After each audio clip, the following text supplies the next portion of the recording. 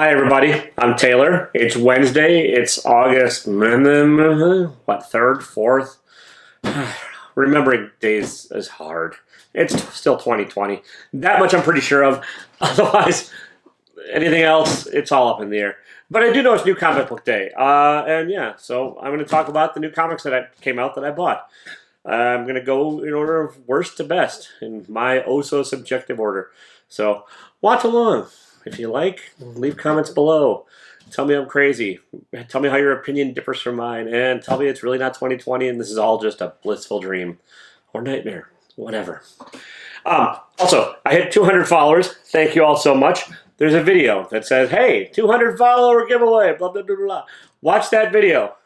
It'll tell you how you can win this. It's X-Men 4, first appearance of Omega Red.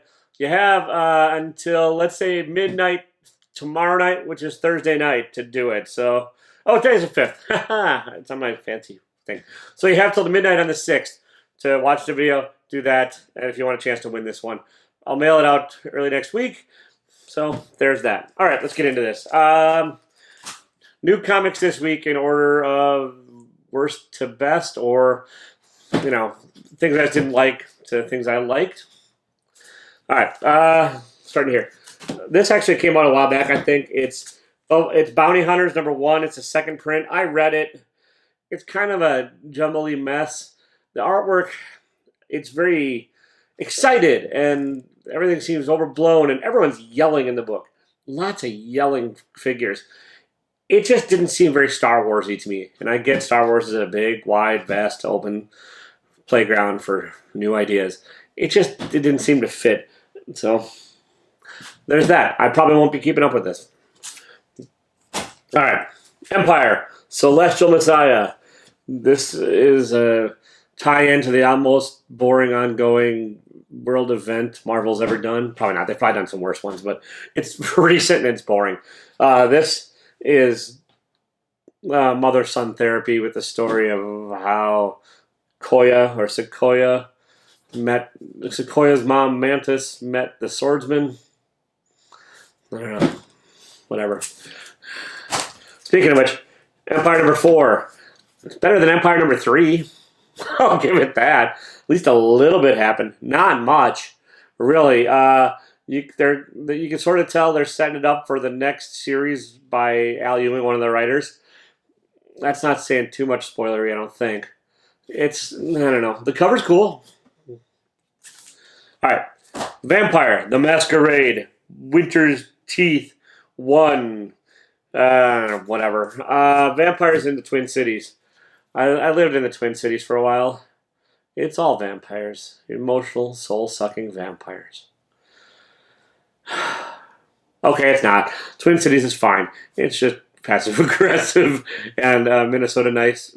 It's an ironic term. Yeah. Okay. This book, there's nothing special about it. I think it's based on a video, the role-playing game. Yeah, words are hard. I don't know. I won't be keeping up with it. I like the cover, kinda. So there's that. All right, we're heading towards the middle of the pack. These next books, I kind of enjoyed for what they were. Speaking of which, Batman and the Joker War. Without giving too much into spoilers, the Joker's winning the war at this point in the Joker War. Batman's drugged out of his gourd. And yeah, it's an entertaining romp. It's not masterclass in writing or anything like that, but it's enjoyable. The art is well done. It's a first appearance of the clown killer. I don't know. The person isn't named in here. So it's the first appearance. Chase it down if you care. There's a variant with the first appearance of the kid or person on the cover. Whether or not that person's going to be a major character, I don't know. Yeah. All right. Deceased Dead Planet 2. I don't think I read Deceased Dead Planet 1. Apparently, zombies everywhere. And Deceased, there's like Deceased, there's death metal, there's dark metal. There are all these alternative like DC timelines. I can't keep them straight. I'm kind of diving on into this newly, and like it all just blends together. And the covers kind of do too. They just don't tell me which one's which. Which, I mean, I guess I could read, but reading's hard. And so, yeah, I kind of bought this thinking it was something else. That said, it's kind of enjoyable. It's got John Constantine being a badass. It's got the Swamp Thing swearing. So, oh, yeah. And I like the cliffhanger ending because it also features one of my favorite DC characters. So, read it and you'll find out who that is. All right, here we go. Sorry about that cough. I probably don't have the corona. I'm just in a basement. Yeah, this one. If you don't know about this one, whatever. I'll be the one to help you out, I guess, because I'm a helpful person. You're not gonna be able to find it in the stores. It's all sold out already, I'm sure. I probably will put this up on my eBay store though because I don't know. I liked it. It's fine. It's alternative evil Batman tales. That's, I guess, the best way to do it without being spoilery. There's a first appearance in this one that everyone's talking about. It sort of goes into also like a little bit more about the Batman Who Laughs. I'm not up on the Batman Who Laughs mythology or chronology or anything-ology. There's a bunch of little tales in here. There's written by different authors. My least favorite is probably the one by James Tynion, so that's saying something. It's an entertaining story. You can just sort of tell it's aiming at collectors. So,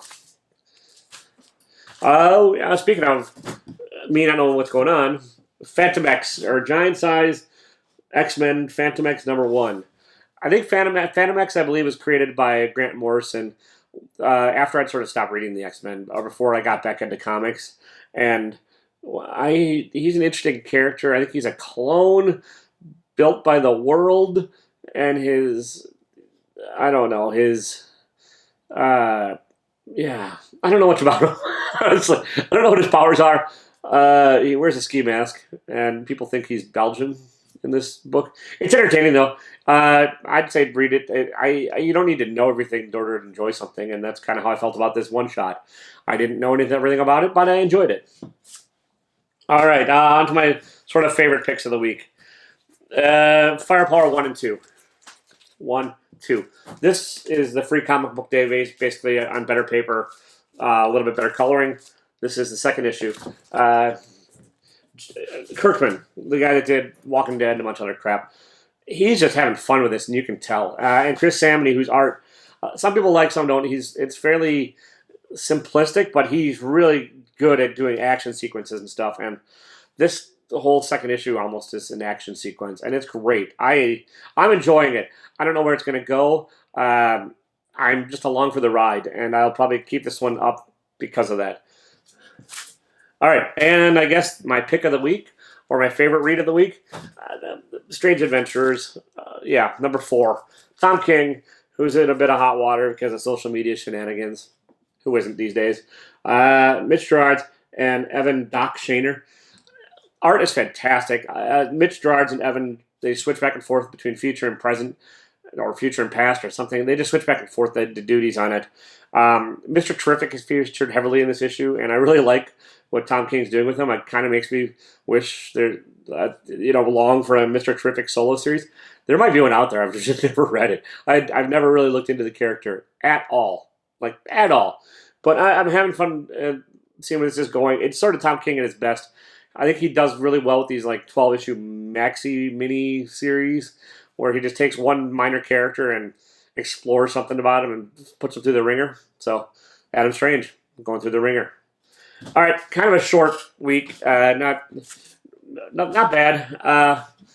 Nothing great. Strange Adventures is good. Firepower is really good. Nothing that was super duper fantastic, but that's things for you. Any new news on my front? Not really.